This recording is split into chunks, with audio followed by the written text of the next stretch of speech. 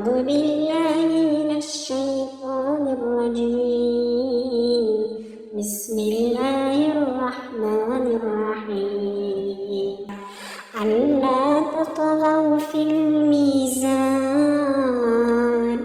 وأقيموا الوزن بالقسط ولا تخسروا الميزان والأرض وضعها للأنام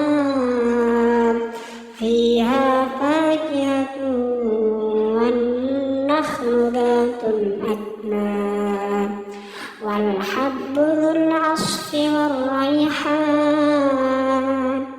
فبأي آلاء ربكما تكذبان خلق الإنسان من صلصال كالفخار وخلق الجان